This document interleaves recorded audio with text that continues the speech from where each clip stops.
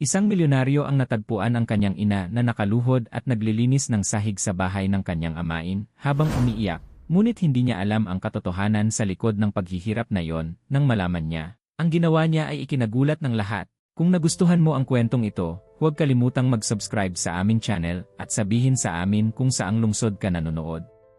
Tuloy tayo. Si Ramon Magsaysay, isang lalaking may edad na 35, ay ipinarada ang kanyang mamahalin na kotse isang kanto mula sa simpleng bahay kung saan siya lumaki.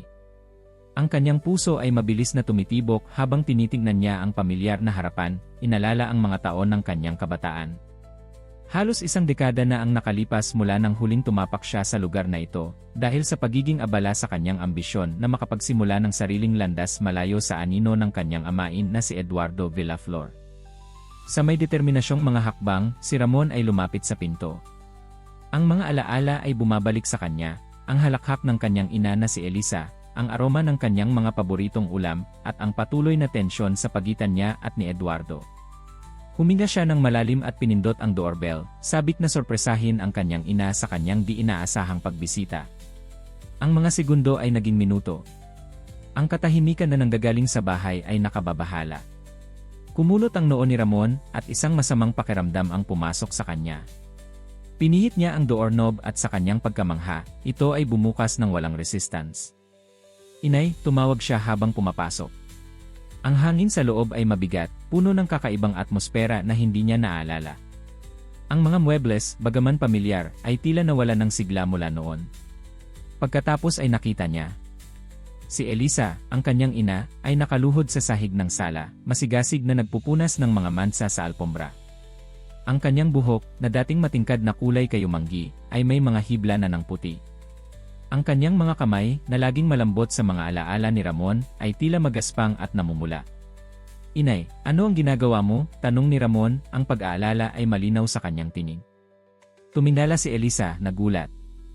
Ang kanyang mga mata, na dating puno ng buhay, ay ngayon ay tila malungkot, na paliligiran ng mga kulubot na hindi naaalala ni Ramon. Isang luha ang tumulo sa kanyang pisngi habang siya ay mumiti ng nanginginig. Ramon! Anak ko! Ano ang ginagawa mo dito? Sagot niya, ang boses ay nababali sa emosyon. Lumuhod si Ramon sa tabi niya, hinawakan ang mga kamay nito. Pumunta ako dito para makita ka, inay. Pero, ano ang nangyayari? Bakit ka ganyan? Iniwas ni Elisa ang kanyang tingin, iniiwasan ang mapagkumahog na mga mata ng kanyang anak. Wala ito, anak. Naglilinis lang ako ng kaunti. Alam mo naman kung paano ang amain mo pagdating sa paglilinis. Pero si Ramon ay hindi na ang dating mahinang kabataan na umalis dito maraming taon na ang nakalipas. Nakikita niya ang takot sa mga mata ng kanyang ina, ang pagsuko sa mga nakalugmok niyang balikat. Ang galit ay nagsimulang kumulo sa kanyang kalooban. Inay, sabihin mo sa akin ang totoo. Ano ang nangyayari dito? Pilit niya, ang kanyang boses ay matatag ngunit malumanay. Si Elisa, na hindi na makatagal sa kanyang emosyon, ay humagulgol. Sa gitna ng mga hikbi, nagsimula siyang isalaysay kung paano, mula nang umalis si Ramon, nagbago si Eduardo. Naging mapanghawak siya, mapanganib, tinatrato siya na parang katulong kaysa sa kanyang asawa. Nakinig si Ramon, ang kanyang panga ay naninigas sa pinipigil na galit. Bawat salita ng kanyang ina ay parang patalim sa kanyang puso. Nakaramdam siya ng pagkakasala dahil hindi siya naroon, dahil hindi niya naprotektahan ang babaeng nagbigay sa kanya ng buhay. Matatapos ito ngayong araw, pahayag ni Ramon, tumayo. Kakausapin ko si Eduardo ngayon din. Si Elisa, nababahala, ay sinubukang pigilan siya. Hindi anak, pakiusap. Ayokong magdulot ng problema. Mabuti naman ako talaga. Pero hindi na nakikinig si Ramon. Sa determinadong mga hakbang, nagpunta siya sa opisina kung saan alam niyang matatagpuan ang kanyang amain. Ang konfrontasyon na malapit nang mangyari ay magbabago sa takbo ng kanilang buhay magpakailanman. Habang siya ay umaabante sa pasilyo, pinagninilayan ni Ramon ang mga pagbabago sa kanyang buhay. Mula sa kabataang puspos ng pangarap at hinanakit, naging isang makapangyarihang tao siya, may-ari ng kayamanang hindi maiisip ng kanyang pamilya. Pero sa sandaling iyon, ang lahat ng kanyang kayamanan ay tila walang halaga sa harap ng sakit ng kanyang ina. Pagdating sa pinto ng opisina, huminga si Ramon ng malalim. Alam niyang ang kanyang gagawin ay hindi lamang magbabago ng kanyang relasyon kay Eduardo, kundi magbubunyag din ng mga katotohanang itinago niya ng maraming taon. Determinado, ipinihit niya ang doorknob, naghahanda upang harapin ang lalaking nagpahirap sa kanyang ina. Si Ramon ay binuksan ang pinto ng opisina sa isang mabilis na kilos. Si Eduardo Villaflor, isang lalaking may edad na 60 taon na may puting buhok at matipunong pangangatawan, ay tumingala mula sa mga papeles na kanyang tinitingnan. Ang kanyang ekspresyon ng pagkagulat ay mabilis na naging paghamak nang makilala ang kanyang anak-anakan. Aba. Tignan mo kung sino ang nagpasyang parangalan tayo ng kanyang presensya pagkatapos ng napakaraming taon, sabi ni Eduardo nang may sarkasmo, habang humaharap sa kanyang upuan na balat. Isinara ni Ramon ang pinto sa likuran niya, ang kanyang mga mata ay nakatuon sa lalaking minsan niyang itinuring na isang figura ng ama. Eduardo, nagsimula siya, ang kanyang boses ay naninigas sa nakatabong galit, kailangan nating mag-usap. Tumawa si Eduardo ng maikli. Ngayon gusto mong makipag-usap. Pagkatapos ng mga taon na walang kahit isang tawag. Napakakonsiderado mo naman. Hindi ako narito para makipagtalo tungkol sa nakaraan, sagot ni Ramon, papalapit sa mesa. Narito ako para sa aking ina. Paano mo nagagawang tratuhin siya ng ganyan? Nanigkis ang ekspresyon ni Eduardo. Ano ba ang pinagsasabi mo? Maayos na maayos ang nanay mo. Maayos na maayos? Hinampas ni Ramon ang mesa ng kanyang mga kamay, yumuyuko patungo kay Eduardo. Natagpuan ko siyang nakaluhod, umiiyak habang naglilinis. Ganyan ba ang pagtrato mo sa iyong asawa? Tumayo si Eduardo, hinaharap si Ramon. Makinig ka sa akin, binata. Ang nangyayari sa bahay na ito ay wala kang pakialam. Isinuko mo ang anumang karapatang magbigay ng opinyon nang umalis ka ng hindi lumilingon. Nagkakamali ka, sagot ni Ramon, ang boses ay mapanganib na mababa. Ang nanay ko ay laging magiging pakialam ko. At hindi ko hahayaang patuloy mo siyang tratuhin ng masama. Tratuhin ng masama? Tumawa si Eduardo ng mapait. Ang nanay mo ay may bubong sa ibabaw ng kanyang ulo, pagkain sa kanyang plato. Alam mo ba kung ano ang kailangan kong gawin para mapanatili ang bahay na ito? Habang umalis ka para habulin ang iyong mga pangarap, nanatili ako rito, nag-aalaga sa kanya. Naramdaman ni Ramon na kumukulo ang kanyang dugo. Nag-aalaga sa kanya? Iyan ba ang tawag mo sa paggawa sa kanya na iyong personal na katulong? Lumapit si Eduardo ng isang hakbang na nagbabanta kay Ramon. Mag-ingat ka sa iyong sinasabi, binata. Wala kang ideya kung ano ang naging buhay namin mula nang umalis ka. Akala mo ba madali? Mahirap ang mga panahon at lahat tayo ay kailangang gumawa ng ating bahagi. At ang iyong bahagi ay ang ipahiya siya, buwelta ni Ramon. Hindi, Eduardo. Matatapos ito ngayon. Gusto kong maghanda ka ng iyong mga bagahe at umalis ka sa bahay na ito. Tumingin si Eduardo sa kanya nang di makapaniwala. Ano ang akala mo sa sarili mo? Ito ang bahay ko. Hindi mo ako maaaring palayasin. Inilabas ni Ramon ang kanyang cellphone. Kaya ko at gagawin ko. Kung hindi ka alis ng maayos, tatawagan ko ang pulis. May mga resources ako para tiyakin na hindi ka na muling lalapit sa nanay ko. Ang pagbanggit ng resources ay nagpatinas ng kilay ni Eduardo nang may pagdududa. Resources? Ano ang pinagsasabi mo? Napagtanto ni Ramon na nagsabi siya ng higit pa sa layunin niya, ngunit hindi na ito mahalaga. Nagbago na ang mga bagay, Eduardo. Hindi na ako ang batang umalis dito ilang taon na ang nakakaraan. May paraan ako para alagaan ang nanay ko at iyon ang eksaktong gagawin ko. Tinitigan siya ni Eduardo mula ulo hanggang paa. Ngayon napapansin sa unang pagkakataon ang mamahaling suit at relo na suot ni Ramon. Yumaman ka na ba? Tanong niya nang may pagkakahalo ng gulat at kasakiman. Hindi iyon mahalaga ngayon, sagot ni Ramon, umiiwas sa tanong. Ang mahalaga ay hindi na kailangang umasa ng nanay ko sa iyo. Kaya, sa huling pagkakataon, hinihiling ko na umalis ka. Mukhang pinag-isipan ni Eduardo ang kanyang mga pagpipilian sa sandaling iyon. Pagkatapos, isang malisyosong ngiti ang sumibanglaw sa kanyang mukha. At ano ang sasabihin ng nanay mo kapag nalaman niyang niloloko siya ng kanyang mahal na anak sa lahat ng mga taon na ito? Na habang siya ay nagdurusa rito, ikaw ay lumalangway sa pera. Naramdaman ni Ramon ang isang buhol sa kanyang sikmura. Hindi niya naisip kung paano magkakaroon ng reaksyon ang kanyang ina sa pagkaalam ng katotohanan. Iyon ay sa pagitan ng nanay ko at sa akin. Hindi ka na bahagi ng pamilyang ito. Oh, pero ako ay bahagi pa rin, tugon ni Eduardo nang may mali siya. Ako ay ang kanyang asawa, naaalala mo. Legal, mayroon akong karapatan na manatili dito tulad niya. Nagkuyom ng kamao si Ramon, pinaglalabanan ang udyok na suntukin si Eduardo. Maaayos din yon. Binabalaan kita, Eduardo, huwag mo akong maliitin. May paraan ako para gawing napakahirap ng iyong buhay kung magpapasya kang manatili. Ang tensyon sa silid ay halatang halata. Parehong tinitigan ng dalawang lalaki ang isa't isa, walang sinuman ang handang magbigay daan. Doon nang bumukas ng marahan ang pinto at pumasok si Elisa sa opisina. Ano ang nangyayari dito? Tanong niya, ang kanyang boses ay nanginginig sa takot at pag-aalala. Nagulat si Ramon at Eduardo sa kanyang biglang pagpasok. Ang katahimikang sumunod ay puno ng mga katotohanang hindi sinabi at mga lihim na malapit ng mabunyad. Ang konfrontasyon ay umabot sa kritikal na punto, at ang mga desisyong gagawin sa mga susunod na sandali ay magbabago sa takbo ng kanilang buhay magpakailanman. Si Elisa ay tumingin ng paulit-ulit sa kanyang anak at asawa, ang pagkalito at takot ay malinaw sa kanyang mukha. Ramon, Eduardo, ano ang nangyayari? Narinig ko kayong nag-aaway. Si Ramon ay lumapit sa kanyang ina, ang kanyang ekspresyon ay lumambot. Inay, hindi mo na kailangang mamuhay ng ganito. Pumunta ako dito para dalhin ka kasama ko. Tumawa si Eduardo ng mapait. Dadalhin mo siya. At saan, kung maaari kong malaman? Sa isang apartment ng estudyante. Si Elisa, nagulat, ay tumingin sa kanyang anak. Ramon, anak, ano ang sinasabi niya? Huminga si Ramon ng malalim, batid na dumating na ang sandali ng katotohanan.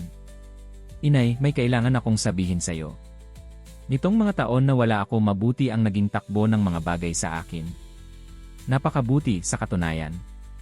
Ano ang ibig mong sabihin? Tanong ni Elisa, ang kanyang boses ay halos bulong lamang. Ang anak mo ay yumaman, Elisa, sabat ni Eduardo nang may paghamak. Habang nag-aalala ka para sa kanya, iniisip na baka naghihirap siya, lumalangway pala siya sa pera. Tumingin si Elisa kay Ramon, naghahanap ng kumpirmasyon sa kanyang mga mata. Tumango si Ramon ng marahan. Totoo, inay. Nagtagumpay ako sa aking mga negosyo. Higit pa sa inakala ko. Bakit hindi mo sinabi sa akin? Tanong ni Elisa, ang kanyang boses ay nababali. Lahat ng pagkakataong tinawagan kita, nag-aalalan. Lumapit si Ramon sa kanya, hinawakan ang kanyang mga kamay. Pasensya na, inay. Gusto kong sabihin sa iyo, pero sa tuwing nag-uusap tayo, sinasabi mo kung gaano ka ipinagmamalaki na nakikipaglaban ako para sa aking mga pangarap. Ayokong isipin mo na binago ako ng pera. Si Eduardo ay muling sumabat, ang kanyang boses ay puno ng hinanakit. At ngayon ano, Ramon? Pumunta ka ba dito para ipagmalaki ang iyong kayamanan? Para kunin ang iyong ina na parang isang tropeo. Bumaling si Ramon sa kanya, ang kanyang tingin ay lumalala. Pumunta ako para tiyaking makakamit ng nanay ko ang buhay na karapat-dapat sa kanya. Isang buhay na walang pang-aabuso o pagpapahiya. Si Elisa, na nag-iisip pa rin ng revelasyon, ay tumingin kay Eduardo. Totoo ba ang sinasabi ni Ramon? Inaabuso mo ba ako? Si Eduardo ay mukhang nawala ng direksyon sandali. Elisa, hindi mo maaaring paniwalaan yon. Dumaan tayo sa mahihirap na panahon, totoo, ngunit palagi kong ginagawa ang pinakamabuti para sa atin. Ang pinakamabuti, sabat ni Ramon. Ang pinakamabuti ba ay ang ipaluhod siya, umiiyak habang naglilinis? Ang pinakamabuti ba ay tratuhin siya bilang isang katulong sa halip na iyong asawa? Isinara ni Elisa ang kanyang mga mata, tahimik na tumutulo ang mga luha sa kanyang mga pisngi. Nang buksan niya ang mga ito, may determinasyon na hindi nakita ni Ramon sa loob ng maraming taon. Eduardo, sa tingin ko kailangan natin ng panahon na magkahiwalay. Tumingin sa kanya si Eduardo nang hindi makapaniwala. Ano ang sinasabi mo? Ito ang bahay natin, ang tahanan natin. Hindi na, sabi ni Ramon ng matibay. Ang nanay ko ay sasama sa akin. Maaari kang manatili rito sa ngayon, pero babala ko sa iyo, Eduardo, kung susubukan mo Tinatakot mo ba ako? Groan si Eduardo. Binababalaan kita, itinama ni Ramon. May kakayahan ako para tiyakin na ang nanay ko ay protektado. Huwag mong kalimutan yan. Si Elisa, nahawak pa rin ang mga kamay ni Ramon, ay tumingin sa kanyang asawa. Pasensya na, Eduardo. Pero sa palagay ko ito ang pinakamabuti. Kailangan ko ng panahon para mag-isip, para maunawaan kung ano ang nangyari sa ating mga buhay. Tiningnan silang dalawa ni Eduardo, ang galit at hinanakit ay malinaw sa kanyang mukha. Sige, sinabi niya sa wakas. Umalis kayo. Pero hindi pa ito tapos, Ramon. Huwag mong isipin na ang pera mo ay poprotekta sa iyo sa lahat. Binaliwala ni Ramon ang nakubling pagbabanta at bumaling sa kanyang ina. Tara na, inay. Kunin mo ang kailangan mo. Aalis tayo ngayon din. Tumango si Elisa na naguguluhan pa rin sa mga pangyayari. Lumabas siya sa opisina para kunin ang kanyang mga gamit, iniwan sina Ramon at Eduardo na mag-isa muli. Hindi ito matatapos ng ganito, bulong ni Eduardo, ang kanyang mga mata ay nanliit na may mali siya. Tinitigan siya ni Ramon. Para sa ikabubuti mo, umaasa ako na matatapos nga. Huwag mo akong maliitin, Eduardo. Hindi na ako ang batang umalis dito ilang taon na ang nakaraan. Sa mga salitang iyon, lumabas si Ramon sa opisina para tulungan ang kanyang ina. Sa loob ng ilang minuto, nakuha na nila ang mga pinakamahalaga na gamit ni Elisa at handa nang umalis. Habang inilalagay nila ang mga maleta sa mamahalin na kotse ni Ramon, hindi mapigilang lumingon si Elisa sa bahay na naging tahanan niya sa loob ng maraming taon. Isang pagkakahalo ng emosyon ang dumaan sa kanyang mukha, kalungkutan, kaginhawaan, at isang bahid ng pag-asa para sa kung ano ang darating. Handa ka na ba? Tanong ni Ramon ng malumanay. Tumango si Elisa, huminga ng malalim. Anak, handa na ako. Habang papalayo ang kotse, pinapanood sila ni Eduardo mula sa bintana. Ang kanyang mukha ay isang maskara ng galit at hinanakit.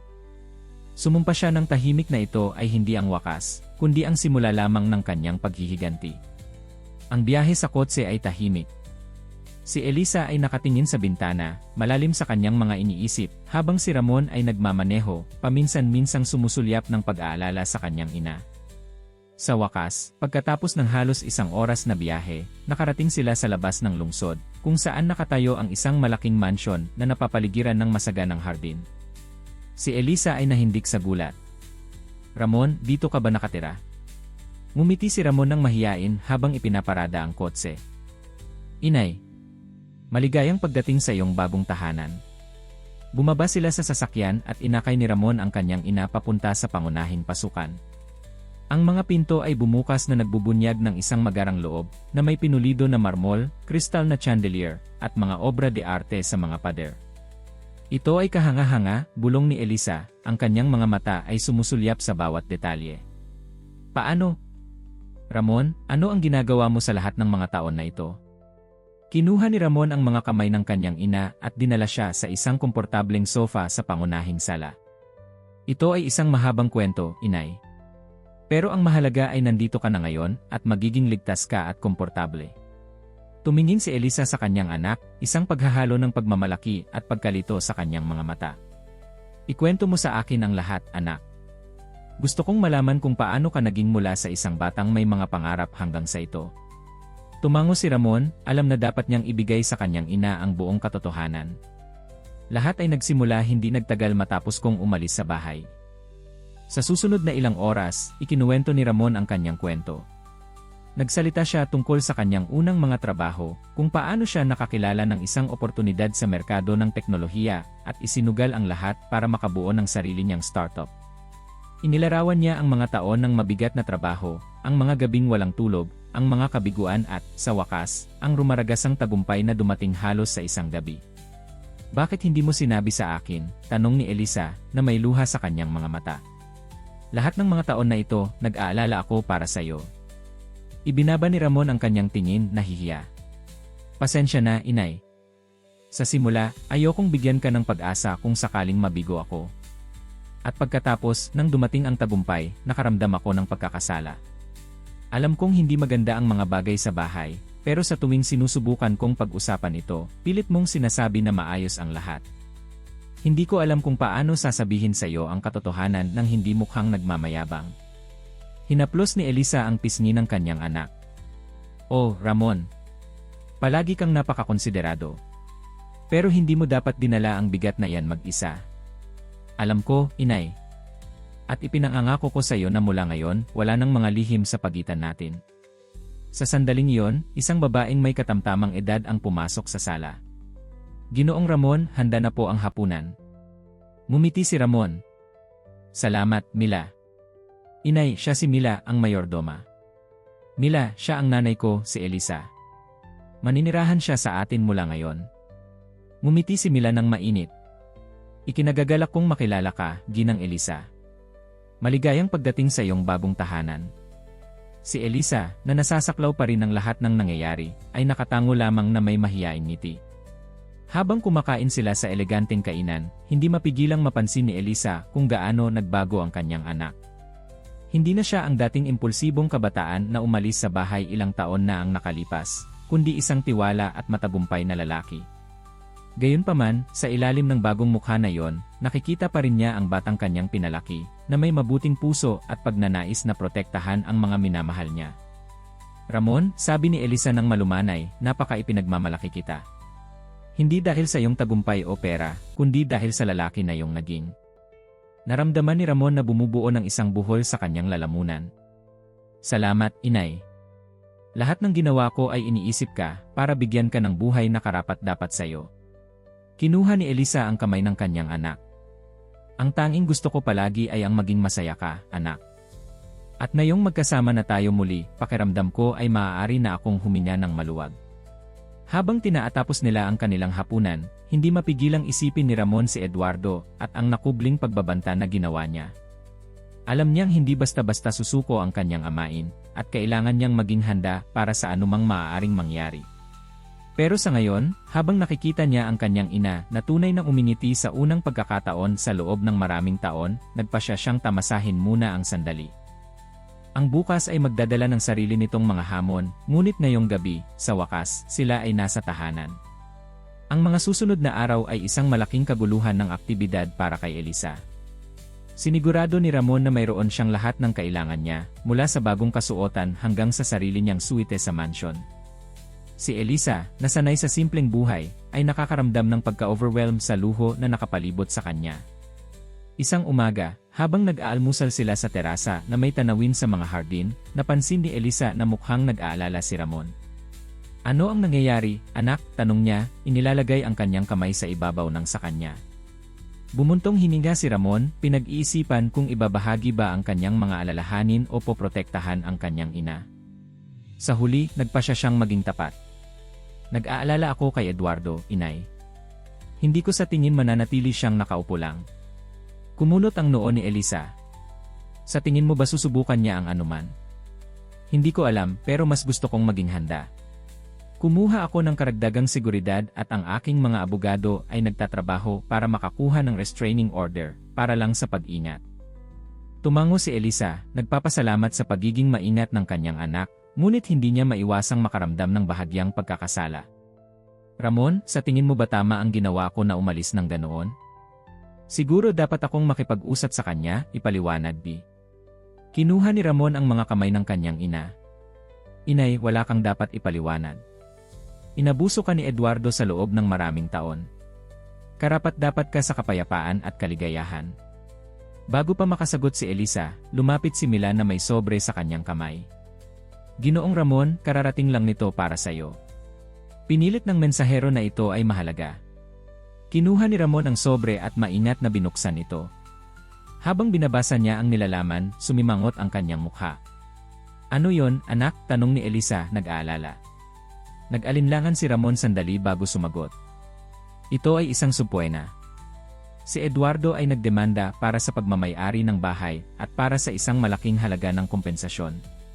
Itinaas ni Elisa ang kamay sa kanyang bibig, nang hihilakbot. Paano niya magagawa iyon? Ang bahay na yon ay sa iyong ama, alam ko, kumpleto ni Ramon. Huwag kang mag-alala, Inay. Aayusin ito ng aking mga abogado. Walang legal na karapatan si Eduardo sa ari-arian na yon. Pero si Elisa ay hindi mukhang kumbinsido. May isang bagay na hindi mo alam, Ramon. Isang bagay na nangyari ilang taon na ang nakalipas, hindi nagtagal pagkatapos mong umalis eh. Tumingin si Ramon sa kanyang ina, nagiging interesado. Ano yon, Inay? Huminga si Elisa ng malalim bago magpatuloy. Nagkaroon ng panahon na napakahirap ng sitwasyon namin sa pananalapi. Iminungkahi ni Eduardo na ibenta namin ang bahay para makalabas sa utang. Ako ay pumirma ng ilang papeles. Hindi ako sigurado kung ano talaga ang mga ito, pero tiniyak sa akin ni Eduardo na iyon ang pinakamabuti para sa atin. Naramdaman ni Ramon na lumalaki ang galit sa kanyang kalooban. Pinipirma kanya ng mga papeles nang hindi ipinaliliwanag kung ano ang mga ito. Inay, iyan ay pandaraya. Hindi ko alam, anak. Sa panahong iyon, nagtiwala ako sa kanya. Naniwala ako na ginagawa niya ang tama para sa atin. Tumayo si Ramon, ang kanyang isip ay gumagana ng mabilis. Kailangan kong gumawa ng ilang tawag. Huwag kang mag-alala, inay. Aayusin natin ito. Habang lumayo si Ramon para makipag-usap sa kanyang mga abogado, hindi maiwasan ni Elisa na makaramdam na ang nakaraan na sinubukan niyang iwanan ay bumabalik para habulin siya. Ang pagkakasala at takot ay naghahalubilo sa kanyang puso, natatakot na ang kanyang mga nakaraang pagkakamali ay maaaring makaapekto ngayon sa buhay na itinayo ng kanyang anak. Sa kanyang opisina, mainit na nakikipag-usap si Ramon sa telepono. Gusto ko ng bawat dokumento na may kaugnayan sa ari-ariang iyon. Mga kontrata, titulo, lahat. At gusto kong malaman kung ano talaga ang pinirmahan ng nanay ko. Habang hinihintay na imbestigahan ng kanyang mga abogado, hindi maiwasan ni Ramon na isipin kung paano nagbago ang kanyang buhay sa napakaikling panahon. Ilang linggo pa lang ang nakalipas, ang kanyang pinakamalaking alalahanin ay ang pagsara ng susunod na malaking negosyo. Ngayon, nakikipagbaka siya sa lalaking minsan niyang itinuring na ama, sinusubukang protektahan ang kanyang ina at ang pamana ng kanyang pamilya. Tumingin siya sa bintana patungo sa hardin, kung saan nakita niya si Elisa na naglalakad ng maingat sa pagitan ng mga bulaklak. Ipinangako niya sa sarili na, anuman ang gastos, poprotektahan niya ang kanyang ina at bibigyan siya ng masayang buhay na karapat-dapat sa kanya. Ngunit habang pinapanood niya ang nag-iisang figura ni Elisa, hindi niya maiwasang itanong sa sarili kung anong iba pang mga lihim at anino ng nakaraan ang naghihintay pa ring mabunyag. Ang mga susunod na araw ay isang malaking kaguluhan ng legal na aktibidad. Ang mga abogado ni Ramon ay walang humpay na nagtrabaho para matunton ang misteryo ng mga dokumento na pinirmahan ni Elisa maraming taon na ang nakalipas. Samantala, ang tensyon sa mansyon ay halatang halata. Isang hapon, habang si Ramon ay nagrerepaso ng ilang dokumento sa kanyang opisina, tahimik na pumasok si Elisa. Anak, pwede ba tayong mag-usap? Tanong niya, ang kanyang boses ay puno ng pag-aalala. Tumingala si Ramon mula sa kanyang mga papeles at mumiti ng mainit sa kanyang ina. Siyempre, inay. Ano ang nangyayari? Umupo si Elisa sa harapan niya, kinakabahan na pinagpipilipit ang kanyang mga kamay. Nag-isip ako ng mabuti tungkol sa lahat ng nangyari, at may isa pang bagay na kailangan mong malaman. Naramdaman ni Ramon na bumilis ang tibok ng kanyang puso. Ano yon, inay? Huminga ng malalim si Elisa bago magpatuloy. Maraming taon na ang nakalipas, hindi nagtagal matapos kang umalis, nagsimulang magkaroon ng problema si Eduardo sa pananalapi. Ang kanyang mga negosyo ay hindi maganda ang takbo at nagsimula siyang uminom ng mas marami. Kumunot ang noo ni Ramon pero nanatiling tahimik, pinapayagan ang kanyang ina na magpatuloy.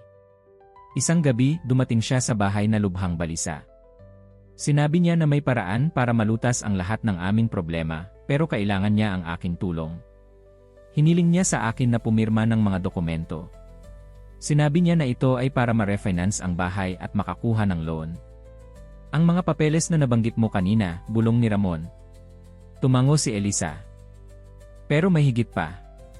Pinaniwalaan ako ni Eduardo na ginagamit lang namin ang bahay bilang garantiya para sa loan. Pero ngayon ay natatakot ako na nasa katunayan ay pinagkaloob ko sa kanya ang bahagi ng ari-arian.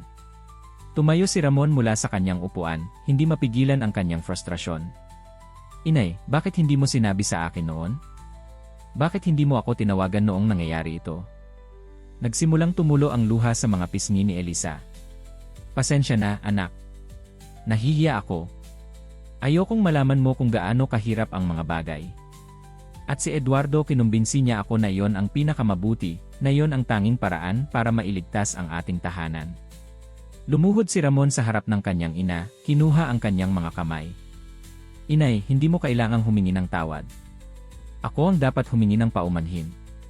Dapat mas nandoon ako, dapat alam ko na may mali. Sa sandaling iyon, tumunog ang telepono ni Ramon. Ito ay ang kanyang pangunahing abogado. Ramon, sinuri na namin ang lahat ng dokumento. Ang sitwasyon ay komplikado. Totoo nga, pumirma ang iyong ina ng isang dokumento na nagbibigay ng 50% ng ari-arian kay Eduardo. Sa punto de vista ng batas, may karapatan siyang angkinin ang kanyang bahagi. Naramdaman ni Ramon na gumuguho ang mundo sa paligid niya. Wala bang paraan para masolusyonan ito? May posibilidad, patuloy ng abogado. Kung mapapatunayan natin na pumirma si Elisa sa ilalim ng pagpuwersa o hindi nasa maayos na pag-isip, maaari nating hamunin ang dokumento. Pero kailangan natin ng matibay na ebidensya. Pagkatapos bumaba ng telepono, tumingin si Ramon sa kanyang ina, determinasyon na sumisinag sa kanyang mga mata. Inay, lalabanan natin ito. Hindi ko hahayaang manalo si Eduardo. Mahina ang pagtango ni Elisa, pero may isang bagay sa kanyang ekspresyon na nagpatigil kay Ramon. May iba pa, hindi ba? Tanong niya ng malumanay. Isinara ni Elisa ang kanyang mga mata, na parang ang bigat ng kanyang mga lihim ay masyadong mabigat para dalhin. Anak, may isa pang bagay na kailangan mong malaman. Inihanda ni Ramon ang kanyang sarili, natatakot sa maaaring ibunyag ng kanyang ina. Sabihin mo sa akin, inay. Ano man iyon, haharapin natin ito ng magkasama. Binuksan ni Elisa ang kanyang mga mata, direktang tumingin sa kanyang anak. Noong gabing pumirma ako ng mga papeles na yon, hindi nag-iisa si Eduardo. May isa pang tao na kasama niya, isang taong nagpuwersa sa amin na gawin yon. Naramdaman ni Ramon na bumibilis ang tibok ng kanyang puso. Sino iyon, inay? Iyon ay ang Tito Carlito mo.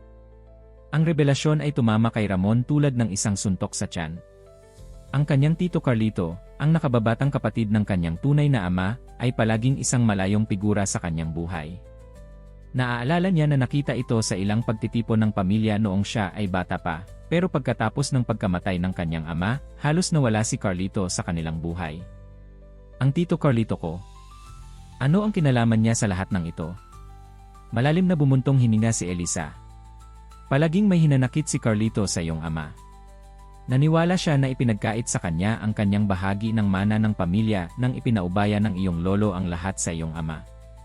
Nang mamatay ang iyong ama, nakakita si Carlito ng pagkakataon na angkinin ang sa tingin niya ay karapat-dapat sa kanya. Pinagdaanan ni Ramon ang kanyang kamay sa kanyang buhok, sinusubukang iproseso ang bagong impormasyon. Pero sa iyo ang bahay, inay. Iniwan ito sa iyo ni tatay. Pero ipinaglaban ni Carlito na dahil ito ay bahagi ng pamana ng pamilya, may karapatan siya sa isang bahagi. Nagbanta siyang dadalhin ang kaso sa korte kung hindi kami makikipagtulungan. Si Eduardo, nakita ni Eduardo ito bilang pagkakataon na makakuha ng benepisyo para sa kanyang sarili. Kaya pinuwersa ka ng dalawa na pumirma, tinapos ni Ramon, nararamdaman na lumalaki ang galit sa kanyang kalooban. Tumango si Elisa, bumabalik ang mga luha sa kanyang mga mata. Pinagsisisihan ko ng labis, anak. Dapat mas malakas ako, dapat tumanggi ako. Niyakap ni Ramon ang kanyang ina, sinusubukang aliwin siya. Hindi mo kasalanan ito, inay. Biktima ka ng kanilang manipulasyon. Pero ngayong alam natin ito, maaari tayong lumaban sa kanila. Marahang humiwalay siya sa kanyang ina at kinuha ang kanyang telepono. Tatawagan ko kaagad ang aking mga abogado. Nagbabago ang lahat ng impormasyong ito.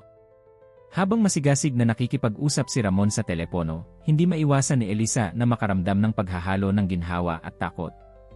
Ginhawa sa wakas na naihayag ang buong katotohanan, at takot sa maaaring mangyari ngayong ang lahat ng mga lihim ay nailalantad.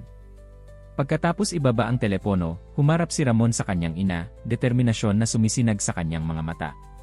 Naniniwala ang aking mga abogado na sa impormasyong ito, maaari nating hindi lamang ipawalang bisa ang kasunduan, kundi magsampa rin ng kaso laban kina Eduardo at Carlito para sa pandaraya at pagpuwersa. Naku, Ramon, bulong ni Elisa, sigurado ka ba na gusto mong dalhin ito ng ganoon kalayo? Pamilya pa rin sila sa dulo ng araw. Kinuha ni Ramon ang mga kamay ng kanyang ina. Inay, ang ginawa nila sa iyo ay hindi mapapatawad. Manipulado at nilinlang kanila noong ikaw ay pinakanababahala. Karapat-dapat silang harapin ang mga konsekwensya ng kanilang mga aksyon. Dahan-dahang tumango si Elisa, kinikilala ang katotohanan sa mga salita ng kanyang anak. Tama ka. Sadyang hindi ko inakala na aabot ang mga bagay sa puntong ito. Alam ko, inay. Pero ipinangangako ko na ako ay nasa tabi mo sa bawat hakbang. Magkasama, ayusin natin ang kalituhang ito at babawiin ang nararapat sa iyo. Habang nagyakap ang mag-ina, inialiw ang isa't isa, hindi nila maisipin na sa eksaktong sandaling iyon, sa ibang bahagi ng lungsod, sina Eduardo at Carlito ay nagtitipon, nagpaplano ng kanilang susunod na hakbang. Ang legal na labanan na paparating ay nangangako na magiging matindi, at wala sa dalawang panig ang handang sumuko ng hindi lumalaban. Ang mga sumunod na araw ay isang malaking gulo ng legal na aktibidad. Ang mga abogado ni Ramon ay walang humpay na nagtrabaho, inihahanda ang kanilang kaso at nangongolekta ng ebidensya. Samantala, ang balita ng alitan ng pamilya ay nagsimulang kumalat sa mga social at negosyo na paikot ng lungsod. Isang umaga, habang kumakain ng almusal si Ramon kasama ang kanyang ina sa terasa, lumapit si Mila na may hawak na dyaryo. "Ginoong Ramon, sa palagay ko dapat mong makita ito," sabi niya, inaabot ang dyaryo na may nag-aalalang ekspresyon. Kinuha ni Ramon ang dyaryo at sumimangot ang kanyang mukha habang binabasa ang headline, "Imperyo ng negosyo, nasa panganib, tagapagmana hinaharap denhi alitan es pamilya dahil es ancestral ni ari-arian." "Ano yon, anak?" tanong ni Elisa, napapansin ang tensyon sa mukha ni Ramon. Inabot ni Ramon ang dyaryo. Mukhang napagpasyahan ni Eduardo at Carlito na dalhin ito sa press. Binasa ni Elisa ang artikulo, namumutla ang kanyang mukha sa bawat salita. Inilarawan ng artikulo si Ramon bilang isang walang utang na loob na anak na inabandona ang kanyang pamilya ng ilang taon, pagkatapos ay bumalik lamang para alisin ang kanyang amain sa kanyang tahanan. Nagpapahiwatig din ito na ang kayamanan ni Ramon ay maaaring may mga hindi magandang pinagmulan. "Napakasama nito," bulong ni Elisa. "Paano nila masasabi ang mga bagay na ito?" Nagkuyom ng mga kamao si Ramon, pinaglalabanan ang pagpapanatili ng kahinahunan. "Ito ang kanilang estratehiya, inay. Gusto nilang magpuwersa sa atin, ipakita sa publiko na sila ang nasa tama." Sa sandaling iyon, tumunog ang telepono ni Ramon. Si Antonio ito, ang kanyang matalik na kaibigan at negosyo na kasosyo. "Ramon, nakita mo na ba ang balita?" tanong ni Antonio, ang kanyang boses ay puno ng pag-aalala. "Kababasa ko lang," sagot ni Ramon. "Gaano kasama?" Bumuntong hininga si Antonio sa kabilang linya. "Medyo masama. May ilang mga investor na kinakabahan. Gusto nila ng emergency meeting para pag-usapan ang kinabukasan ng kumpanya." Isinara ni Ramon ang kanyang mga mata, nararamdaman ang bigat ng mundo sa kanyang mga balikat. "Naiintindihan ko. Ayusin mo ang meeting para sa hapon na ito. Pupunta ako." Pagkatapos bumaba, tumingin si Ramon sa kanyang ina, na nakatingin sa kanya ng may pag-aalala. "Ano ang gagawin natin, anak?" tanong ni Elisa, ang kanyang boses ay halos pabulong lamang. Kinuha ni Ramon ang mga kamay ng kanyang ina. "Lalaban tayo, inay. Hindi natin hahayaang takutin tayo. Nasa atin ang katotohanan." Sa sandaling iyon, tumunog ang telepono ng bahay. Si Mila ay sumagot at pagkatapos ay lumapit sa kanila na may malungkot na ekspresyon. "Ginoong Ramon, ang tito Carlito mo. Sinabi niya na gusto niyang makipag-usap sa iyo at sa ginang Elisa." Nagpalitan ng tingin sina Ramon at Elisa. Pagkatapos ng isang sandaling pag-aalinlangan, tumango si Ramon. "Ilagay mo sa speaker ang tawag, Mila," sabi niya. Ang boses ni Carlito ay pumuno sa hangin, may halong peking pakikipagkaibigan na nagpatindi kay Ramon. "Ramon, Elisa, mabuti at nakausap ko kayo," nagsimula si Carlito. "Umaasa ako na nabigyan kayo ng pagkakataon na basahin ang balita ngayong umaga." "Ano ang gusto mo, Carlito?" tanong ni Ramon, hindi na inaalintana ang pagtatago ng kanyang pagkamuhi. Simpleng mag-alok ng solusyon," sagot ni Carlito na may malantutong tono. "Tingnan mo, ito ay maaaring maging napaka hindi ka nais-nais kung magpapatuloy. Iminumungkahi ko na magkita tayong tatlo, kasama si Eduardo, syempre. Maaari tayong makaabot sa isang magiliw na kasunduan, iwasan ang higit pang hindi ka nais-nais na publisidad." Si Ramon ay malapit ng tanggihan ang alok nang pigilan siya ni Elisa sa pamamagitan ng senyas. "Kailan at saan?" tanong ni Elisa, ang kanyang boses ay nakakagulat na matatag. "Bukas, tanghali, sa lumang restoran sa tabi ng lawa. Naaalala ninyo, hindi ba? Dating nagpupunta tayo doon noong unang panahon," sagot ni Carlito. "Maroroon kami," sabi ni Elisa bago pa makapagprotesta si Ramon. Pagkatapos ibaba ang telepono, tiningnan ni Ramon ang kanyang ina nang hindi makapaniwala. "Inay, sigurado ka ba dito? Maaaring isang bitag ito." Tumango si Elisa, isang bagong determinasyon na sumisinag sa kanyang mga mata. Oras na para harapin ang ating mga multo, anak. Bukod pa rito, gusto kong tingnan sila sa mata at sabihin sa kanila kung ano mismo ang iniisip ko tungkol sa kanila. Hindi maiwasan ni Ramon na makaramdam ng paghahalo ng pagmamalaki at pag-aalala. Ang kanyang ina, na naging biktima sa loob ng napakatagal na panahon, ay handa na ngayong lumaban. Sige, inay. Sabay tayong pupunta. Pero mag-iingat tayo. Hindi ako nagtitiwala sa kanila. Habang naghahanda sila para sa pagpupulong ng susunod na araw, alam ni Ramon at Elisa na papasok na sila sa mata ng bagyo. Ang mangyayari sa pagpupulong na iyon ay maaaring magbago ng kanilang buhay magpakailanman. Ang labanan para sa katotohanan, katarungan, at pamana ng pamilya ay malapit nang umabot sa pinakamataas na punto nito. Ang araw ng pagpupulong ay sumikat na maulap, na parang sinasalamin ng langit ang tensyon na nararamdaman ni Ramon at Elisa. Habang papunta sila sa restaurant sa tabi ng lawa, ang katahimikan sa kotse ay halatang halata. Inay, sigurado ka ba na gusto mong gawin ito? Tanong ni Ramon sa ika-10 beses, ang kanyang mga kamay ay mahigpit na nakahawak sa manibela. Tumango si Elisa, ang kanyang mukha ay isang maskara ng determinasyon. Anak. Oras na para wakasan ito, minsan at para sa lahat. Dumating sila sa restaurant ng ilang minuto ng maaga. Ang lugar na dating puno ng masasayang alaala, ay ngayon ay mukhang malungkot at nagbabanta. Sa terasa na may tanawin sa lawa, nakita nila sina Eduardo at Carlito na nakaupo na, naghihintay sa kanila. Tinulungan ni Ramon ang kanyang ina na lumabas ng kotse at magkasamang naglakad patungo sa mesa. Tumayo sina Eduardo at Carlito nang makita silang paparating. Ang kanilang mga mukha ay isang paghahalo ng peking pakikipagkaibigan at halos pigilin na pagkamuhi. Elisa, Ramon, mabuting makita kayo, bati ni Carlito, inilalahad ang kanyang kamay. Binawalang bahala ni Ramon ang nakalahad na kamay at tinulungan ang kanyang ina na maupo bago siya mismo umupo.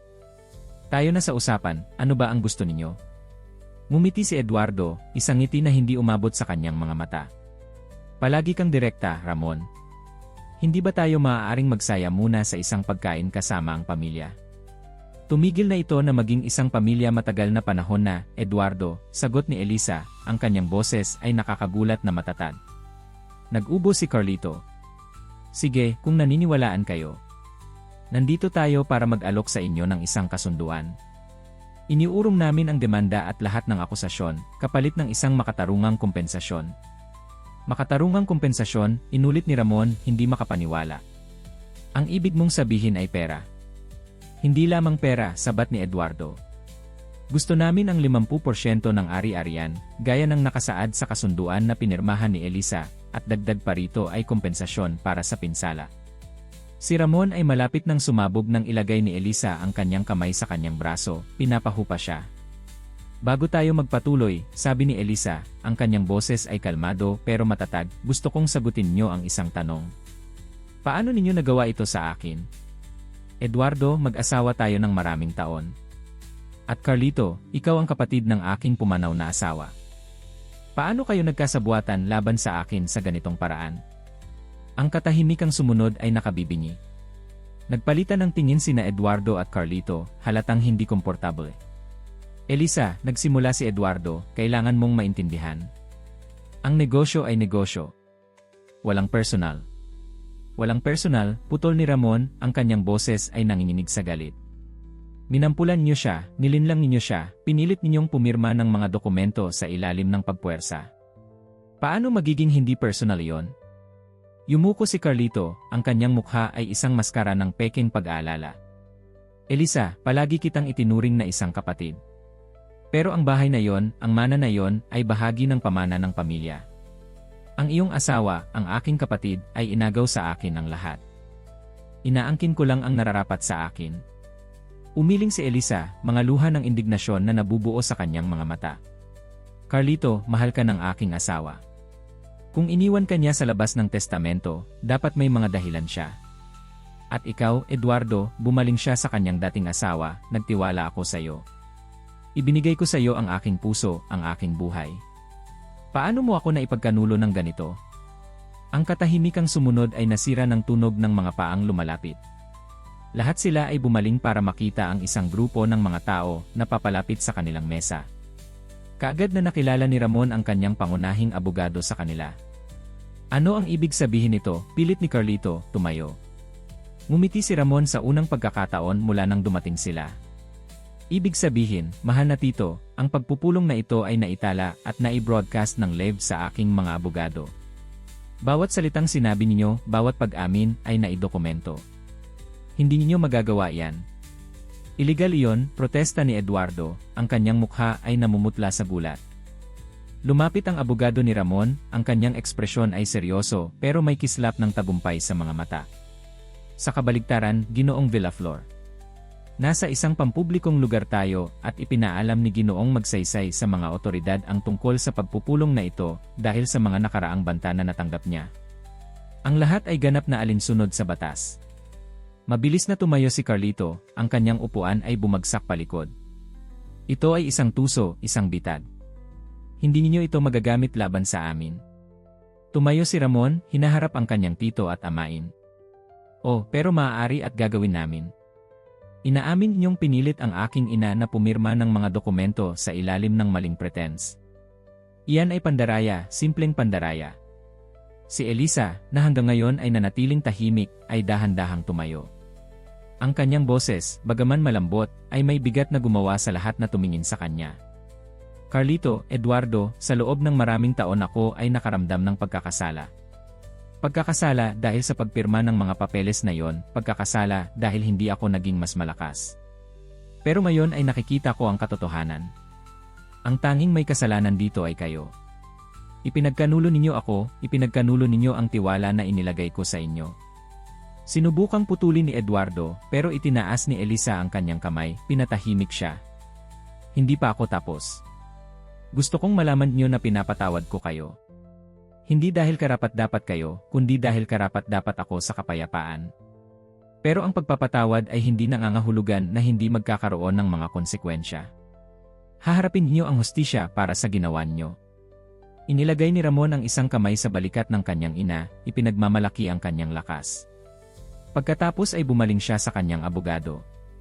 Ituloy mo ang mga kaso. Gusto kong magsampa ng demanda para sa pandaraya, panggigipit at emosyonal na pinsala. Si Carlito, nakikitang gumuguho ang kanyang plano, ay sumubok ng huling desperadong hakbang. Ramon, isipin mo ang ginagawa mo. Tayo ay pamilya. Talaga bang gusto mong maging isang eskandalo sa publiko ito? Isipin ang iyong reputasyon, ang iyong kumpanya. Tumawa si Ramon ng tuyot. Ngayon ka pa nag-aalala sa aking reputasyon. Dapat mong naisip iyon bago ka pumunta sa press kasama ang iyong mga kasinungalingan. Hindi, tito. Matatapos ito dito at ngayon. Habang ang mga abogado ay lumalapit kina Eduardo at Carlito para iabot sa kanila ang mga legal na dokumento, kinuha ni Elisa ang braso ni Ramon. Tayo na, anak. Wala na tayong ibang dapat gawin dito. Umalis ang mag-ina sa mesa, iniiwanan ang dalawang lalaking gulat at talunan. Habang naglalakad sila patungo sa kotse, tumigil si Elisa at tumingin sa lawa. Alam mo, Ramon, dating pumupunta tayo dito noong maliit ka pa. Dinadala ka namin dito ng iyong ama tuwing linggo. Mga mas masayang panahon, mas simple. Niyakap ni Ramon ang kanyang ina. Gagawa tayo ng mga bagong masasayang alaala, inay. Ipinangangako ko sa iyo. Habang papalayo sila sa restaurant, parehong nakaramdam sina Ramon at Elisa na parang ang isang malaking bigat ay naiangat mula sa kanilang mga balikat. Ang legal na labanan ay hindi pa tapos, pero nakagawa na sila ng mahalagang hakbang tungo sa hustisya at katotohanan. Sa kotse, pabalik sa bahay, tumingin si Elisa sa kanyang anak. Ramon, may isang bagay na iniisip ko. Kapag natapos na ang lahat ng ito, gusto kong gamitin ang bahagi ng pera mula sa pagbebenta ng bahay para magtatag ng isang foundation. Isang tutulong sa mga kababaihang naging biktima ng pang-aabuso at pinansyal na manipulasyon. Ngumiti si Ramon, nakakaramdam ng malalim na pagmamalaki para sa kanyang ina. Isa yang kahangahangang ideya, inay. Tutulungan kita sa anumang kailangan mo. Habang nagsisimulang sumilip ang araw sa mga ulap, naiilawan ang daan sa kanilang harapan, parehong naramdaman ni Ramon at Elisa na, sa unang pagkakataon sa mahabang panahon, ang hinaharap ay mukhang maliwanag at puno ng pag-asa. Ang mga linggong sumunod sa konfrontasyon sa lawa ay isang paikot ng legal at media activity. Ang balita ng demanda laban kina Eduardo at Carlito ay kumalat sa press, nagdudulot ng sensasyonal na headline at walang katapusang haka-haka.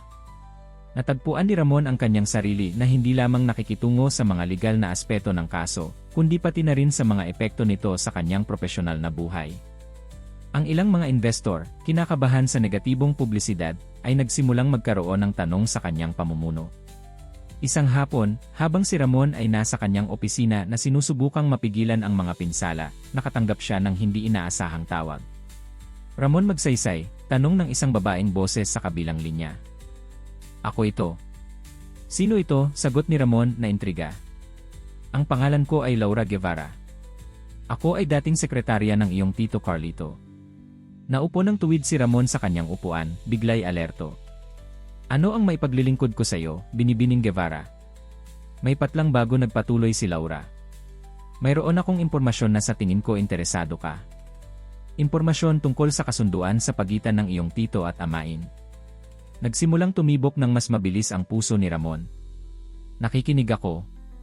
Hindi sa telepono, sagot ni Laura. Kailangan kitang makita ng personal. Ito ay komplikado. Napagkasunduan nilang magkita sa isang diskreto na cafe sa gitna ng lungsod. Si Ramon, matapos isaalang-alang ng mainat, ay nagpasyang huwag muna ipaalam sa kanyang ina ang tungkol sa pagpupulong na ito hanggang malaman niya kung tungkol saan talaga ito. Pagdating sa cafe, kaagad na nakilala ni Ramon si Laura. Siya ay isang babaeng nasa gitna ng edad na may malinaw na ekspresyon ng pagkabalisa sa kanyang mukha. Binibining Guevara, bati ni Ramon na upo sa harap niya. Anong impormasyon ang mayroon ka para sa akin? Tumingin sa paligid si Laura bago yumuko. Ginoong magsaysay, nagtrabaho ako para sa iyong tito Carlito ng higit sa isang dekada. Sa loob ng panahong iyon, naging saksi ako sa mga bagay na lubhang nakapagbigay sa akin ng hindi magandang pakiramdam. Anong uri ng mga bagay? Tanong ni Ramon, ang kanyang kuryosidad ay naakit. Naglabas si Laura ng isang sobre mula sa kanyang bag at iniabot ito sa mesa. Nandito ang mga kopya ng mga dokumento, email, at recording na nagpapatunay na ang kasunduan sa pagitan ng iyong tito at amain ay hindi isang impulsibong kilos. Pinaplano nila ito ng maraming taon. Binuksan ni Ramon ang sobre gamit ang nanginginig na mga kamay. Habang sinusuri niya ang mga dokumento, ang kanyang mukha ay nagbago mula sa pagkagulat papuntang indignasyon at sa wakas ay galit. Ito ay hindi ka panipaniwala, bulong niya. Ayon sa mga dokumentong ito, sina Carlito at Eduardo ay nagkukumbinasyon na mula pa bago namatay ang aking ama. Tumango si Laura ng malungkot. Ang iyong tito ay laging may hinanakit sa kanyang kapatid. Nang magkasakit ang iyong ama, nakakita si Carlito ng pagkakataon. Lumapit siya kay Eduardo, ipinangako sa kanya ang bahagi ng mana kung tutulungan niya siyang manipulahin ang iyong ina. Naramdaman ni Ramon na hirap siyang huminga. Bakit mo ipinakikita sa akin ito ngayon? Ibinaba ni Laura ang kanyang tingin. Namuhay ako kasama ang konsensyang ito ng masyadong matagal. Nang makita ko ang balita tungkol sa demanda, alam kong oras na para gawin ang tama. Pinag-aralan ni Ramon ang babae sa harap niya. Natatanto mo ba na ito ay maaaring magkaroon ng seryosong legal na konsekwensya para sa iyo rin? Tumango si Laura. Alam ko. Handa akong tumestigo kung kinakailangan. Hindi na ako maaaring maging kasabwat nito. Kinuha ni Ramon ang mga dokumento at maingat na itinago ang mga ito. Salamat, binibining Guevara. Hindi mo alam kung gaano kahalaga ito. Pagkatapos magpaalam kay Laura, nagpunta si Ramon ng direkta sa opisina ng kanyang mga abogado. Ang bagong ebidensya ay hindi lamang magpapalakas sa kanilang kaso, kundi maaari ring humantong sa mga kriminal na kaso laban kina Carlito at Eduardo. Nang gabing iyon, nang sa wakas ay nakauwi siya, natagpuan niya ang kanyang ina na naghihintay sa kanya sa sala. Ramon, saan ka nanggaling? Nag-aalala ako, sabi ni Elisa, napapansin ang seryosong ekspresyon ng kanyang anak. Umupo si Ramon sa tabi ng kanyang ina at kinuha ang kanyang mga kamay. Inay, may kailangan kang malaman. Ngayon ay nakatanggap ako ng impormasyon na nagbabago ng lahat. Habang ikinukwento ni Ramon ang kanyang pagkikita kay Laura at ipinakikita sa kanya ang mga dokumento, nakita niya kung paano ang mukha ng kanyang ina ay dumaan sa isang serye ng emosyon, gulat, sakit, galit, at sa wakas ay isang malalim na kalungkutan. Hindi ko maipapaniwala, bulong ni Elisa, mga luha na tumutulo sa kanyang mga pisngi. lahat ng mga taong ito. Paano sila naging napakamalupit? Niyakap ni Ramon ang kanyang ina, nakakaramdam ng kanyang sakit. Ikinalulungkot ko, inay. Pero ngayon ay nasa atin ang katotohanan. Papabayaran natin sila sa kanilang ginawa. Pinunasan ni Elisa ang kanyang mga luha at tumingin sa kanyang anak na may determinasyon. Tama ka. Wala nang mga lihim, wala nang mga manipulasyon.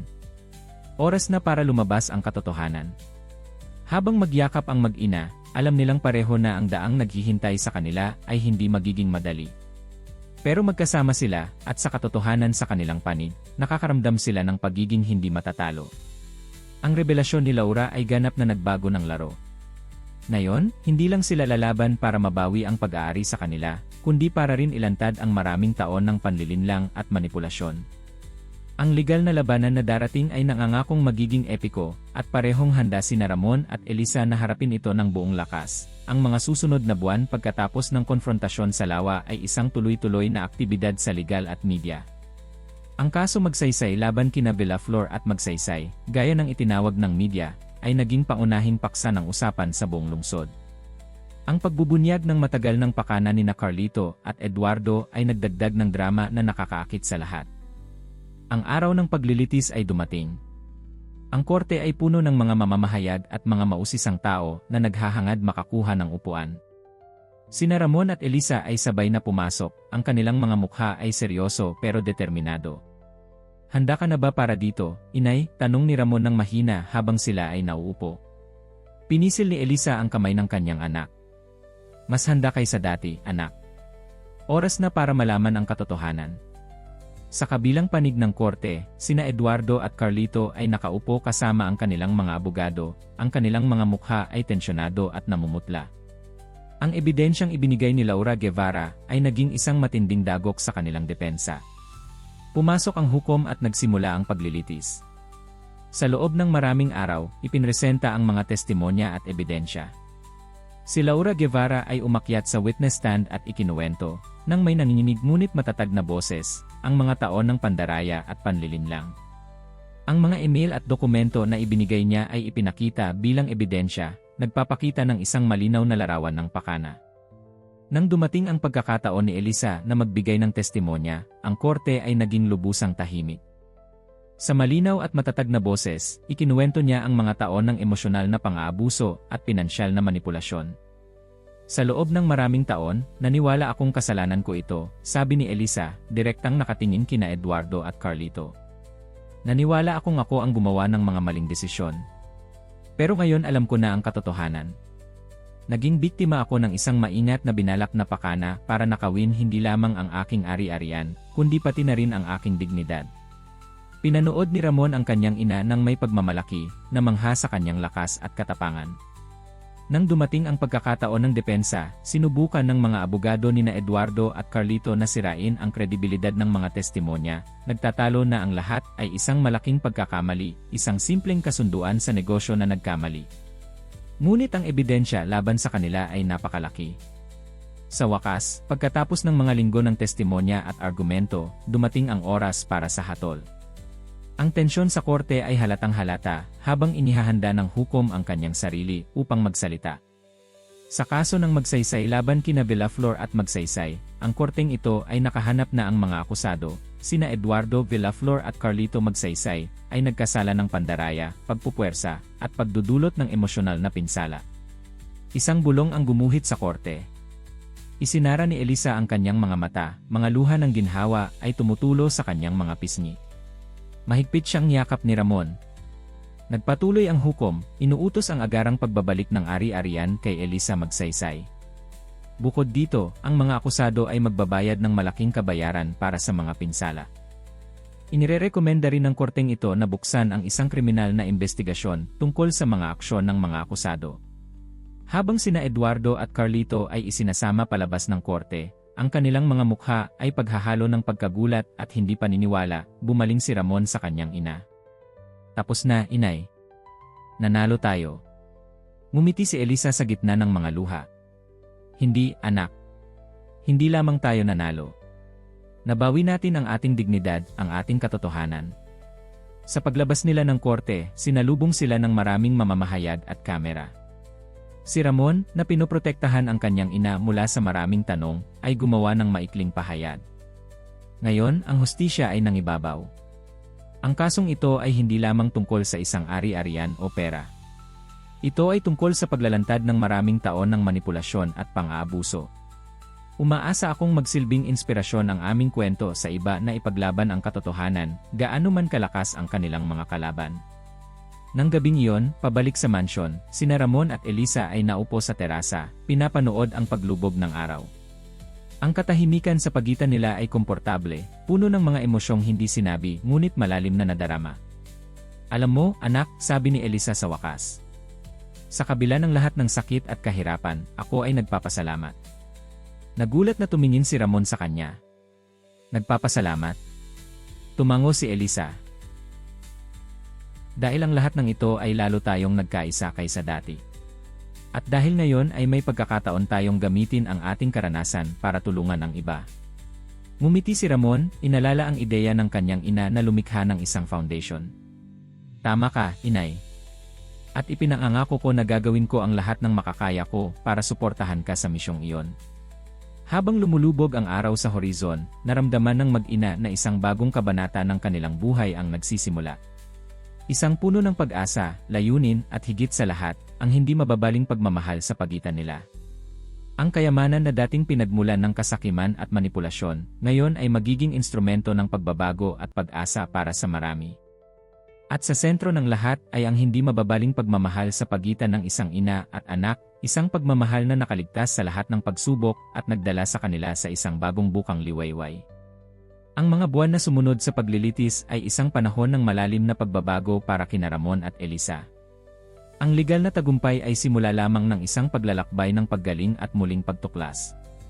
Si Elisa, tapat sa kanyang salita, ay nag-ukol ng kanyang sarili sa paglikha ng bagong bukang Liwayway Foundation, isang organisasyon na naglalayong tulungan ang mga kababaihang biktima ng emosyonal at pinansyal na pang-aabuso.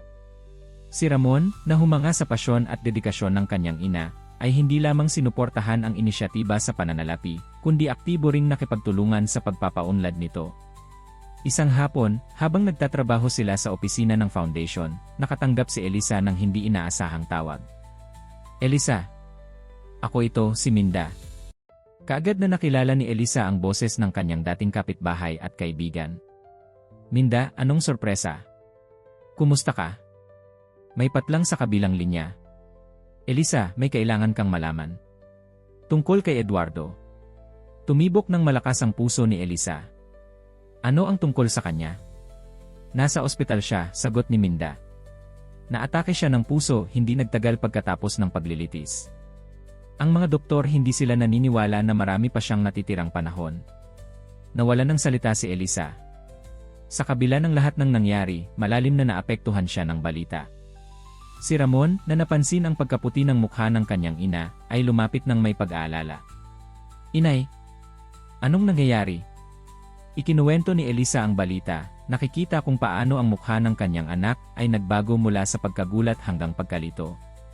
Ano ang gusto mong gawin? Malumanay na tanong ni Ramon. Isinara ni Elisa ang kanyang mga mata, humihina ng malalim. Kailangan ko siyang makita, sabi niya sa wakas. Alam kong mukhang kabaliwan pagkatapos ng lahat ng nangyari, pero kailangan kong isara ang kabanatang ito. Tumango si Ramon na uunawaan. Sasamahan kita. Ang ospital ay isang laberinto ng mga puting pasilyo at amoy ng disinfectant. Nang sa wakas ay makarating sila sa silid ni Eduardo, nag-alinlangan si Elisa sandali bago pumasok. Si Eduardo ay nakahiga sa kama, nakakonekta sa ilang makina. Mukhang mas matanda at mas mahina kaysa sa naalala ni Elisa. Nang makita siya, nagulat na nabuksan ang kanyang mga mata. Elisa Lee. Bulong niya sa mahinang boses. Ano ang ginagawa mo dito?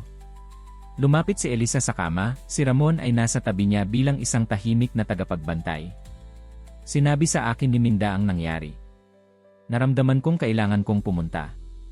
Isinara ni Eduardo ang kanyang mga mata, isang nag-iisang luha ay tumulo sa kanyang pisngi. Patawad, sabi niya sa wakas. Alam kong hindi ito sapat, pero pinagsisisihan ko ng labis. Naramdaman ni Elisa na nasisiksik ang kanyang puso. Ang mga taon ng galit at hinanakit ay tila natutunaw sa harap ng nakitang sirang lalaki sa harap niya. Pinapatawad kita, Eduardo, malumanay niyang sinabi. Hindi para sa iyo, kundi para sa akin. Dahil kailangan kong makalaya mula sa bigat na ito. Binuksan ni Eduardo ang kanyang mga mata, tumingin sa kanya nang may pagkakahalo ng pasasalamat at kahihiyan. Hindi kita nararapat, Elisa. Umaasa akong makakahanap ka ng kaligayahan na laging nararapat sa iyo.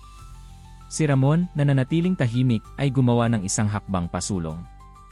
Eduardo, alam kong hindi tayo naging malapit, pero ikinalulungkot kong ganito ang naging katapusan ng mga bagay. Tumingin si Eduardo sa binatang dating anak-anakan niya. Alagaan mo ang iyong ina, Ramon. Siya ay isang pambihirang babae. Alam ko, sagot ni Ramon, hinawakan ang kamay ni Elisa. At gagawin ko. Lumabas sila ng ospital ng tahimik, bawat isa ay malalim sa kanilang sariling pag-isip.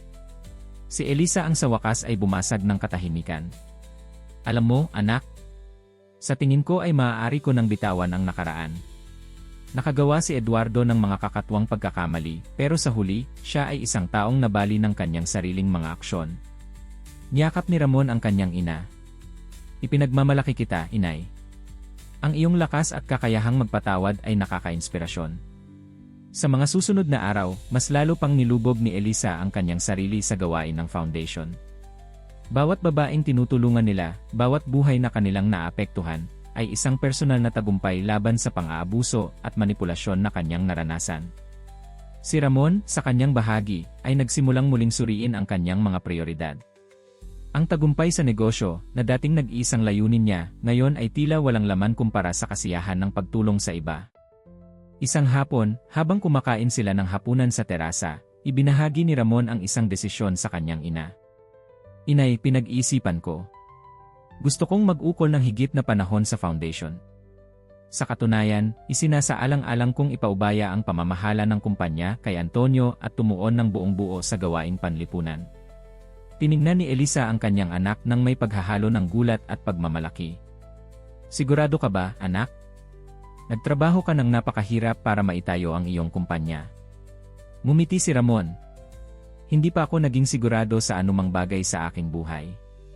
Ang makita ang epekto na nagkakaroon tayo, ang pagkakaiba na ginagawa natin yon ay mas mahalaga kaysa sa anumang tagumpay sa negosyo. Kinuha ni Elisa ang kamay ng kanyang anak, ang kanyang mga mata ay kumikinang sa mga luha ng kaligayahan. Napakataas ng pagmamalaki ko sa iyo, Ramon. Ang iyong ama ay magiging masayang-masaya sa pagmamalaki kung makikita kanya ngayon. Habang lumulubog ang araw sa horizon, pinagmasdan ng mag-ina ang hinaharap ng may pag-asa at determinasyon. Dumaan sila sa matinding unos, ngunit ngayon, sa wakas, mukhang nalilinaw na ang kalangitan. Ang kayamanan na dating pinagmulan ng kasakiman at manipulasyon, ngayon ay magiging instrumento ng pagbabago at pag-asa para sa marami. At sa gitna ng lahat ay ang hindi mababaling pagmamahal sa pagitan ng isang ina at anak, isang pagmamahal na nakaligtas sa lahat ng pagsubok at nagdala sa kanila sa isang bagong bukang liwayway. Isang taon ang lumipas mula ng araw na iyon sa ospital. Ang bagong bukang Liwayway Foundation ay naging isang biko ng pag-asa para sa mga kababaihan sa buong lungsod at maging sa labas pa. Si Elisa, sa kanyang personal na karanasan at mapagmalasakit na puso, ay naging isang iginagalang na figura sa larangan ng social work. Si Ramon, tapat sa kanyang salita, ay iniwanan ang pamumuno ng kanyang kumpanya kay Antonio at lubusang iniukol ang kanyang sarili sa foundation. Ang kanyang karanasan sa negosyo ay napatunayang napakahalagang maipalawig ang saklaw at epekto ng organisasyon. Isang maaraw na umaga, habang naghahanda si Elisa ng almusal sa kusina ng mansyon, isang gawain na ngayon ay kanyang tinatamasa bilang isang akto ng pagmamahal, hindi obligasyon, pumasok si Ramon na may misteryosong ngiti sa kanyang mukha. Magandang umaga, inay, bati niya, hinahagkan ang kanyang pisngi. May sorpresa ako para sa iyo. Tiningnan siya ni Elisa ng may kuryosidad. Sorpresa. Ano yon? Naglabas si Ramon ng isang sobre mula sa kanyang bulsa at ibinigay ito sa kanya. Buksan mo, sabi niya na may halos napipigil na excitement. Binuksan ni Elisa ang sobre at naglabas ng isang opisyal na dokumento. Habang binabasa niya ito, nagulat na nagbukas ang kanyang mga mata. Ramon, ito ba ang iniisip ko? Tumango si Ramon, lumalaki ang kanyang ngiti. Inay. Ang foundation ay napili para makatanggap ng National Award for Community Service. Ang iyong trabaho, ang iyong dedikasyon, ay kinilala sa buong bansa. Dinala ni Elisa ang kanyang kamay sa kanyang bibig, mga luha ng kagalakan na tumutulo mula sa kanyang mga mata. Hindi ako makapaniwala. Ito ay kahanga-hanga. Mahigpit na niyakap ni Ramon ang kanyang ina. Karapat-dapat ka dito, inay. Nagtrabaho ka ng napakahirap, nakatulong ka sa napakaraming kababaihan. Ang pagkilalang ito ay isang maliit na patotoo lamang sa epekto na nagkaroon ka. Habang nagyayakapan sila, tumunog ang doorbell. Si Mila, ang mayordoma, ay nagpunta para sagutin ito at bumalik ilang sandali mamaya na may isang malaking bouquet ng mga bulaklak. Ginang Elisa, dinala ito para sa inyo, sabi niya, inabot ang bouquet. Nagulat si Elisa, hinanap ang card sa gitna ng mga bulaklak. Nang mabasa niya ito, lumambot ang kanyang mukha sa paghahalo ng emosyon. Ito ay mula kay Carlito, sabi niya ng mahina. Kaagad na naninigas si Ramon. Carlito, ano ang gusto niya ngayon? Inabot ni Elisa ang card sa kanyang anak. Dito, sa nanginginig na handwriting, nakasulat. Elisa, narinig ko ang tungkol sa award. Congratulations! Alam kong ang aking mga salita ay malamang na walang masyadong saysay pagkatapos ng lahat ng nangyari, pero gusto kong malaman mo na tunay akong nagsisisi sa aking mga aksyon. Ang panahon sa kulungan ay nagpaisip sa akin ng malalim. Hindi ko maaaring baguhin ang pinsalang ginawa ko, pero gusto kong malaman mo na lubos kong hinahangaan ang trabahong ginagawa mo. Umaasa akong balang araw ay mahahanap mo sa iyong puso ang lakas para patawarin ako, kahit alam kong hindi ko ito karapat-dapat. Nang may tapat na pagsisisi, Carlito. Tumingin si Ramon sa kanyang ina, hindi sigurado kung paano magre-react. Kinuha ni Elisa ang card at inilagay ito sa kanyang dibdib. Ang pagpapatawad ay isang paglalakbay, anak, sabi niya ng malumanay. Hindi ko alam kung maaari kong lubusang patawarin si Carlito, pero ang katotohanan na binigay niya ang hakbang na ito may kahulugan. Tumango si Ramon ng dahan-dahan. Kahanga-hanga ka, inay. Ang iyong kakayahang makita ang kabutihan sa mga tao, kahit pagkatapos ng lahat ng pinagdaanan mo nakaka-inspirasyon. Ngumiti si Elisa, inilalagay ang bouquet sa isang pitzel. Ang buhay ay napakaikli para manatili sa hinanakit, anak. Ang ginawa ni na Carlito at Eduardo ay kakilakilabot, pero hindi ko hahayaang tukuyin nito ang nalalabi kong buhay. Mas gusto kong tumuon sa lahat ng kabutihan na magagawa natin. Habang sila ay nauupo para sa almusal, ang usapan ay bumaling sa mga planong panghinaharap ng foundation. Pinag-usapan nila ang pagpapalawak ng kanilang mga programa, ang pag-abot sa mas maraming kababaihang nangangailangan, ang paglikha ng tunay na pagbabago sa lipunan. Alam mo, inay, sabi ni Ramon habang tinatapos nila ang kanilang kape, noong bata ako, palagi kong pangarap na maging mayaman at makapangyarihan. Naniwala akong iyon ang magpapasaya sa akin. Pero ngayon natatanto ko na ang tunay na kayamanan ay nasa kung ano ang magagawa natin para sa iba. Kinuha ni Elisa ang kamay ng kanyang anak, ang kanyang mga mata ay kumikinang sa pagmamalaki at pagmamahal. At iyon, ang aking minamahal na anak, ang pinakamahalaga sa lahat ng aral. Ang tunay na kayamanan ay hindi sinusukat sa pera, kundi sa positibong epekto na iniiwanan natin sa mundo. Habang umaakyat ang araw sa langit, iniilawan ang kusina ng maaraw na liwanag nito, ang mag-ina ay nagbahagi ng isang tingin ng pag-unawa at pasasalamat sa isa't isa. Dumaan sila sa matinding unos, naharap ang pagtataksil at mga kabiguan, pero sa huli, nakahanap sila ng isang bagay na mas mahalaga kaysa sa anumang material na kayamanan, nakahanap sila ng layunin, isang misyong magkasama, at isang hindi mababaling pagmamahal sa pagitan nila. Ang daang naghihintay sa kanila ay puno ng mga pangako at hamon, pero handa silang harapin ang mga ito ng magkasama. Ang bagong bukang Liwayway Foundation ay higit pa sa isang simpleng proyekto. Ito ay isang patotoo sa kanilang katatagan, kanilang pakikiramay, at kanilang determinasyon na gawing ang kanilang nakaraang sakit bilang pag-asa para sa iba.